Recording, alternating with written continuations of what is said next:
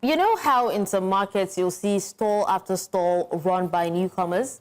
Well, Tanzania just rolled out a new rule, officially called the Business Licensing Prohibition of Business Activities for Non-Citizens Order 2025. And that tells foreigners, that they cannot own or run a whole bunch of small or medium-sized businesses anymore. Think corner shops, mobile money kiosks, hair salons, even small-scale manufacturing. Now, the idea is to give Tanzanian entrepreneurs some breathing room, and if the foreigners ignore it, they're likely to face fines up to 10 million shillings, and that's about $3,900, up to 6 months in jail, and possibly lose their visas. And if a local helps them break the rule, then they themselves could face a fine or a few months behind bars as well. Our locals who have been elbowed out of busy markets like Dar es Salaam's Kariakoo are actually excited, but Kenya and other neighbors are not so thrilled. They're pointing out that this move clashes with the East African community's promise of free trade and movement, and there's even talk of a tit-for-tat measure, down the line. So while it might feel like a victory for Tanzanian, small business owners, it also risks fraying relationships with nearby countries and making the region's economy a bit more tangled. Now, joining me on this segment, we have Mukhtar Muhammed, CEO of Share Investment in Georgia, USA. We also have Abdullahi Alas, a governance and policy analyst who is in Oslo, Norway, and Dr. David Matsanga, African Affairs Analyst in Dar es Salaam, Tanzania at the moment. Thank you so much for joining us, gentlemen. Thank you. Thank you very much for calling us. All right, so let me begin with Dr. Matsanga, who is a Tanzanian citizen. Please walk us through the data that showed non-citizens accounted for a significant share of informal traders, particularly in Dar es Salaam's Kariakoo market before this ban, and speak to us about how you feel about the ban. First of all, thank you very much. I am an East African citizen. I am a Ugandan, born in Uganda, but I have lived in Tanzania since 1978 when we went in exile together with other people. I've been in and out of Tanzania, but I'm Ugandan by birth, by origin, but East African. Okay. And the East African community was formed to bring in integration. The integration of East African community, brick by brick, and the East African community, ECOWAS, SADC, and other organizations would bring African unity. But there has always been brotherly fights, what we call friction that does not blow up into a full-scale war, like the war that we saw between Nigeria and Cameroon over the border dispute, the oil-rich border dispute region. What Tanzania has said, and I want to tell people frankly, that Tanzania is one of the most peaceful countries that you can ever find in this region, surrounded by Muslim neighbors who have been at war. 3/4 of their independence has been sucked into wars and conflicts. It is one of the stable democracies that we have in East Africa. It is one of the liberation organized countries that has liberated most of the countries that you see today talking big in South Africa, southern part of Africa. Therefore, Tanzania's culture has been conservative. All of us know that. On this panel, we'll tell you they are conservative people. They are people who are brought in, who have a social contract. That's why you see there are no revolts, protests, big protests, demonstrations, military coups, and so on. Tanzania, the country that believed that sharing was the basis. Mwalimu Julius Nyerere brought up this country to that level. But the current situation that is bringing in animosity is the way, first of all, most of us from other states have gone into this country, taken advantage, which can bring in the situation that you see, that friction. But it's not a big friction for you to get worried about. All right, so let me speak to Mukhtar now. Mukhtar, according to reports, Minister Ashatu Kijaji actually described the order as a long-awaited and aimed at empowering local entrepreneurs. Would love to hear your thoughts if you feel this whole ban makes sense, and how exactly does a government measure the impact of foreign participation on a country's small business?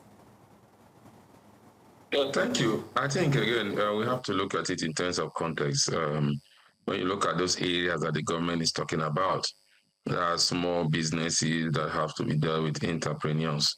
And so you're talking about household and other businesses, smaller businesses. Now, when you look at every country, you need to protect your smaller businesses from extinction, especially when they don't have the capital to compete with the best in the world. So you definitely want to protect your local economy. It's just how you go about it that matters. You have the World Trade Organization Charter that you must also be open for trade. Tanzania is a part of this treaty, so it doesn't make sense for you to ban a particular area of participation for foreigners when you are there practicing global best trade practices. So, but what I see about it is that you're looking at what other countries have done. Countries like Nigeria, we have done something like what they call local content, where a particular aspect of the economy, you need to have about 60% ownership from locals and 40% from foreigners. And sometimes those foreigners are asked to look for local partners to get some of their holding, because that's the policy. You also see the Nigerian First policy also, whereby they said before you give contracts, especially public contracts to any company, you must also look at if you have an existing local company that can be able to do that job. I think that's what the Tanzanians are trying to do. Maybe the way they are going about it in other developed economies in the world that have found a way around it. Through this World Trade, what they do is that because the World Trade Organization Treaty, they tend to create more tariff. So they decide more tariff on these goods that are coming outside the shore of this country.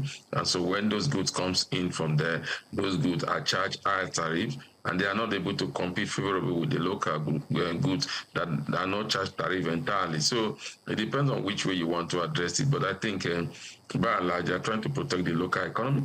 But maybe the way they are going about it might not be in tune to world-best trade practices.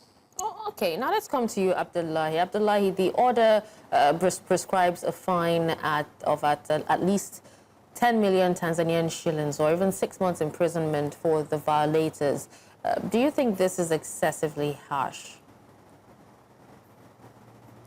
First of all, my two colleagues have addressed the history and the effects of how they're going about it. What I'll address is what is the effect of this itself. One is it will affect the Tanzanian economy in the first place, because goods that were coming either will stop, those that were taking longer in terms of timing, it disruption of that, and it reduces foreign investment. You know, Tanzania must know that there is a principle of reciprocity in the world. States engage each other with respect, and countries like Malawi, Kenya, South Africa, how are they going to respond is another thing. So I think what needs to happen is, even though they protect, how do you cannot force people to be entrepreneurs. I am currently traveling through Europe. I've gone through Brussels. I'm now in Oslo. We'll go to the Netherlands, Finland. They're using one visa. If you go to the local economy, I was going to Oslo today. Most of the people who are, in the counters in Africans, Tanzanians, Kenyans, Nigerians, because what the Norwegians have done is, or Europeans are doing, is they are moving their citizens to middle class and allowing other countries to come and do the manual jobs. Yeah. So in Africa, I think we need to think outside the box, in the sense that our governance system and the way we want to do things is very mundane. We are thinking about very petty things, entrepreneurship, trade, investment, tourism. First of all, how many Kenyans or how many Tanzanians or how many Ugandans go for tourism? Because for you to go to tourism, at least you must afford your bills, and you have excesses, you have saved. Most Kenyans I know die even without leaving Kenya. Why? The economy is controlled by 1% top there.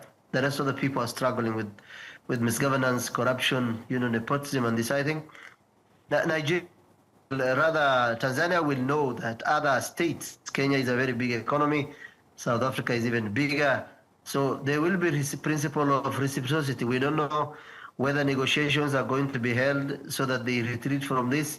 But I am sure if this continues, then Kenya will respond, Malawi will respond, and South Africa will respond. And I don't know what that response will be and how much it will affect the economy of Tanzania. Well, let's hope that, it doesn't get to that for regional cooperation's sake. Now, let's come back to you, Dr. Matsanga. Now, beyond the fines and jail time, the order allows authorities to revoke visas and work permits of non-compliant foreigners. How many such revocations, have been carried out since the ban, was placed? That's July 28, if you have an idea. Yes, as we talk right now, there are serious negotiations between the 3 or the 6 partners of the East African community. I'm aware, I've been to Arusha, and I know what is going on. I've been to Dar es Salaam. I also know what is taking place.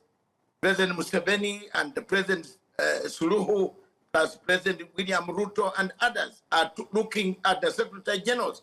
They are looking at what can be done to bring about this standoff. It is a standoff. This is not the first standoff. Sometime back, Kenya lost a lot of chicken that were actually destroyed. Sometime back, a lot of Kenya again lost. But when you look at who can benefit more, we can't equate who will be the loser and the winner. All of us share a common destiny. We are all East Africans. One of the problems that I always look at when looking at this question of East African integration and African unity is the way the boundaries were drawn. People just forced us. We have not gone back, and my brother there from Kenya knows my position very well for a long time, and I'm glad to see him here today. We have not gone back to look at how did we find ourselves here. Some of these boundaries are not very good boundaries. Therefore, you revoke a person to go where? I am an East African. If you revoke me not to come to Tanzania, then Kenya also retaliates, and we call it East African Community. What revocation? So far, I've not seen any of the revocations. The discussions are taking place. That is authoritative, I can tell you that. They are taking place, and the people are going to come back and see which type of businesses you can leave and which businesses cannot be left. Oh, okay, now, Mukhtar, can you speak to us or, explain to us how this ban violates the common market protocol's free movement provisions? You can, relate it to what's obtainable in West Africa, because from what we know, Kenya has actually formally petitioned the EAC Secretariat on Tanzania's treaty obligations as well. Well, in terms of violation, I mean, I'm sure the East African regional bloc also will be looking at that. The South African Development, the South African Development Commission, the East African Development Commission. They have those commissions in place. They're just like what we have in West African, the ECOWAS Committee of West African Nations. So definitely, I think they will be looking at that, like my colleagues in Tanzania said. It's going to involve an ongoing discussion, and hopefully they will be able to arrive at a conclusion. Because again, like I said, you have to protect your local economy. And today, most countries, in the continent, refuse to sign the African Continental Trade Agreement. It's not because they don't believe in this agreement, but because they want to protect their local economy. Because when cost of production is high in your economy becomes a dumping ground, especially when you have the population to be able to buy other goods from other countries, while other countries will not be buying your good. So you need to look at internal protection. Every nation in the world does that. But the way you go about it is also something that I'm looking at what the Tanzanians are trying to do. If you look at this area, they are looking mobile money transfer. You want to ask yourself how many locals are empowered to be able to do mobile money transfer. So those are things they really need to look. And sometimes, in terms of partnership, using the Nigerian example, it's more or less about partnership in terms of what do you bring to the table, what do I bring to the table, what am I having competitive advantage over you? Is that what I'm bringing to the table? So these are checks and balances that you looked into, especially when you're talking about regional trade or global trade. So I think for now, they need to do a lot of work. Especially to convince the regional bloc, because again, you can't be putting so much pressure on my own businessmen, then your own businessmen easily have access to our own market. So once you try to protect the local market, they also will try to protect their local market. And they have a way, snowball effect. And some of this snowball effect involve high cost of living for the average in Tanzania, because what do you see that cost of some of these goods will go up because demand are not able to be met by the locals. And that has been the major challenge. Most locals are not prepared to even meet internal demand, talk less of exporting out of the country. So they have to look for a check and balance. Okay. Coming back to you, Abdullahi, now, we know Kenya has petitioned, and President Ruto also hinted, he talked about it, possible retaliatory actions against Tanzanian traders in Kenya. So what if, what happens if Kenyan spaza shop owners suddenly face similar restrictions rather than, Tanzania backing out of, their threats? Well, I think as my colleague has said also, not only president, but I'm sure foreign ministers are meeting from these countries and discussing how this is going to affect their relations. Remember, these are lobbying groups that are supporting each other. But I think the market for this money transfer, Kenya is among the leading countries in terms of money transfer. Remember, we have M-Pesa. And if you look at the people doing M-Pesa in Kenya, they're not only Kenyans. You will find Tanzanians who have businesses. You'll find Ugandans, majority of them in the borderlines. You'll have people from Somalia who have taken U.S. citizenship, came back to invest. And I think controlling the market, sometimes the demand and the supply will depend on those who need what and when and how.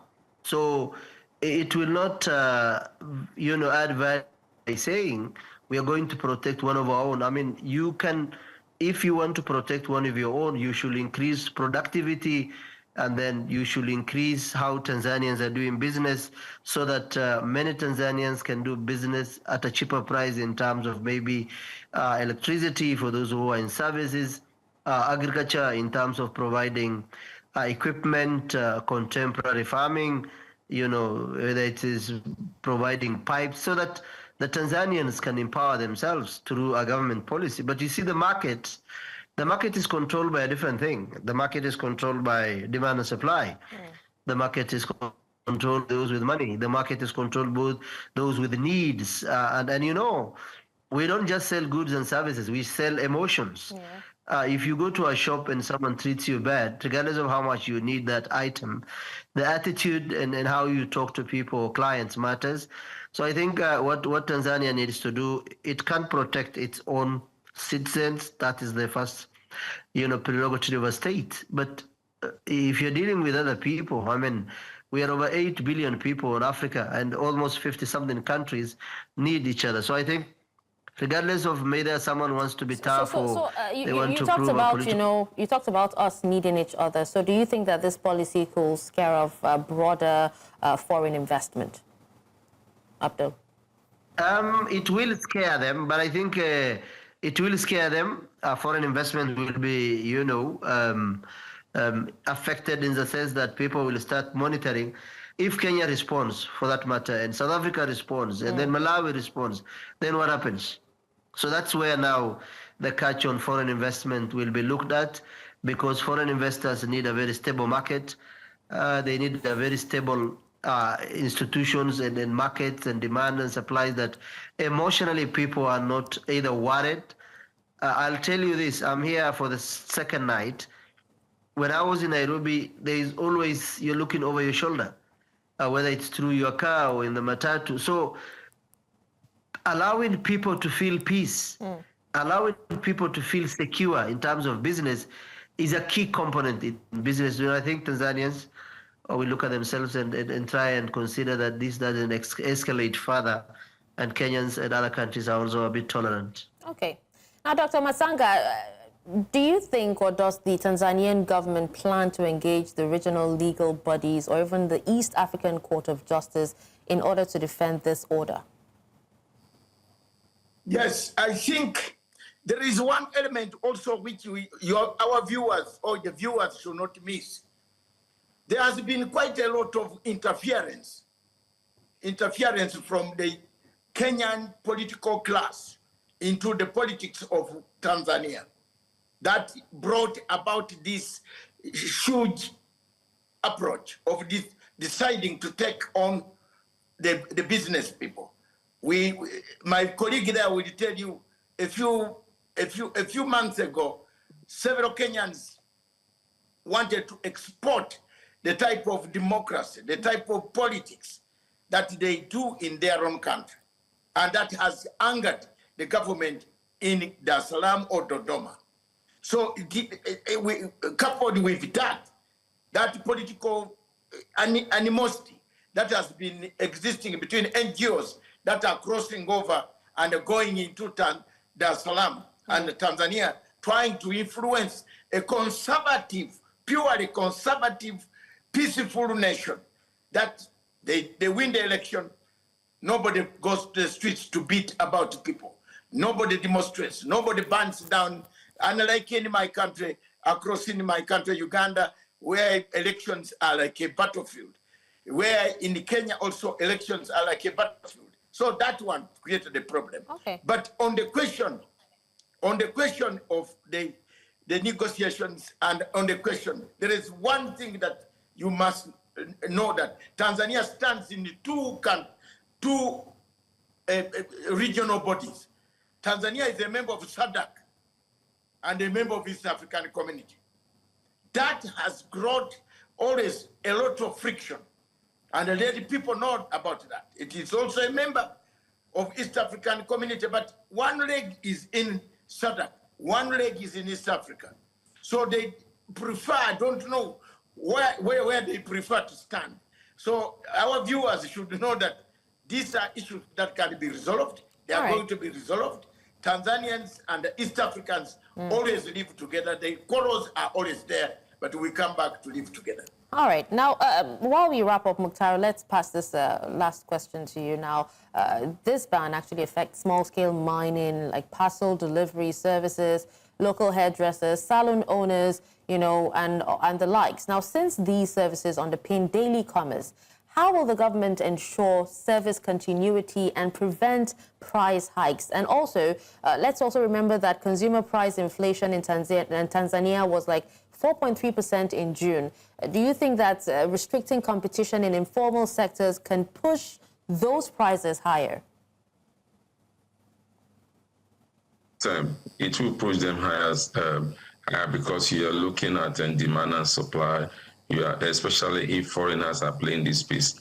But from the available data, I don't think foreigners are really playing this space. You're talking about hairdressing, you're talking about a lot of things that are not normally local driven. But again, when you had a dimension of tension and pressure in a particular sector of your economy, that you are creating partial artificial shortages, which will lead to price hike in the short term. If not addressed, that will continue for a long time. So, but I think it's a localized economic product.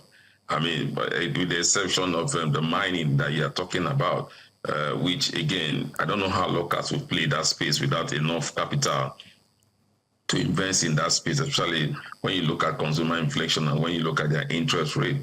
Definitely, that's a sector you want to open to foreign investors so that they can come in with FX to stabilize your rate and to bring down inflation in your economy. So I think in the short term we might see what you just mentioned, but in the long term there will be price stability because, like I said, I don't think this is a space that you have so much foreigners competing in that space. If you have so much foreigners competing in that space, foreigners owning large saloon, foreigners running large mining field, foreigners are also having having take in some of this sector, then you have those challenges when you withdraw it, then you create a major scarcity. But the scarcity that we'll see now will be artificial scarcity driven by pressure and also government policies. Okay. Well, I think with that, we have to wrap up this show. Thank you so much, gentlemen, for your time. Dr. Matsanga, Mukhtar, and also Abdullahi. We appreciate you for, speaking to us on this.